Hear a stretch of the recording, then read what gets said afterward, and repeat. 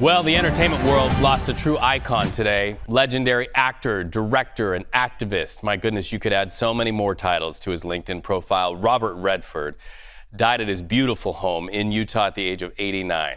CBS News' Jared Hill starts our coverage with a look back at a career that was nothing short of perfect. So let's continue the conversation. It is our honor to talk to Entertainment Tonight co-host Kevin Frazier. Kevin, nice to have you with us, my friend. Robert Redford, he brought that humble, everyday man sort of star power to every role, but he was also a towering figure behind the scenes. Talk to us from Entertainment Tonight offices there about his significance to the entertainment industry and really beyond. Well, if you start with Robert Redford, the director, and you think about the great movies he directed, like A River Runs Through It or Ordinary People, and then you go back to the movies he starred in, he was a bona fide Hollywood titan. But then let's talk about the Sundance Institute and then the Sundance Film Festival. If you have ever been there, it's magical going around watching these independent movies. And you think of the people that he launched. I mean, as recently as I think of Ryan Coogler, who took Fruitvale Station to the Sundance Film Festival, and what that meant.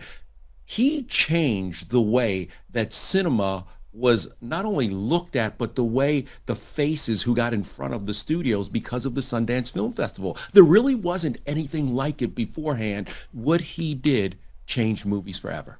Really changed movies and really shifted the conversation. To my great honor, I was chosen by Robert Redford to have one of my documentaries premiere at the Sundance Film Festival. And I want to ask you about something, because not only is the festival genius, not only are the films that premiere there genius and really drive Hollywood commerce, but what I love, and you've been to these, the lights go on in the theater and then the panel discussions happen. He really championed those discussions because voices previously unheard got to be interacted with by people from small communities in Utah and communities that traveled from all over the world in those panel discussions. How vital were those post-screening discussions from your point of view?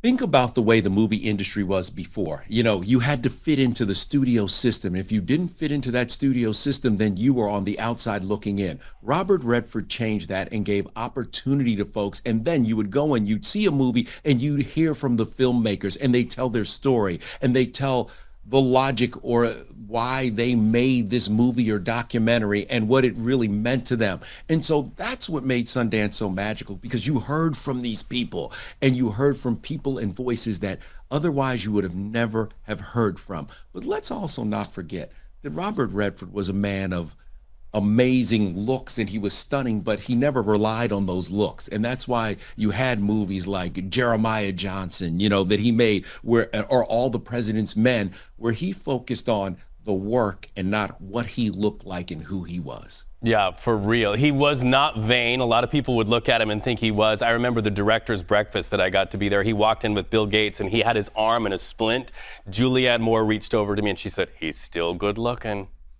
You know, think about this. Even when he was in Indecent Proposal, he was a man who aged so beautifully. And the first time I got a chance to meet Mr. Redford on a red carpet, I was just stunned at how beautiful he was. And then he came over and you're like, wow, there are so many other things that matter to him than just being a movie star. He was an activist. He was, you know, an environmentalist. And he also nurtured this thing called Sundance that changed Hollywood forever. Changed Hollywood and really showed us all how we can have civil discourse in our world, conversations that come out of the art form of filmmaking. And if you haven't been to Sundance, Kevin can co-sign here with me. Ride one of the lifts and look out over the vistas there in that beautiful Provo Canyon. It is stunning. You can see why he devoted so much of his Sundance Film Festival programming to protecting the environment. It will change your life when you go to Sundance. And I'm being honest, and I know that sounds like an overstatement, but really being at Sundance, the atmosphere, the vibe of the people who are so grateful to be there and so excited about cinema and film and the big stars that come also, it is a very different experience than anything else in the world. Absolutely. When I shook his hand and said goodbye to him there in the tree room at Sundance Resort, he said to me, "Go get him, kid." And we say that to you, Kevin Frazier.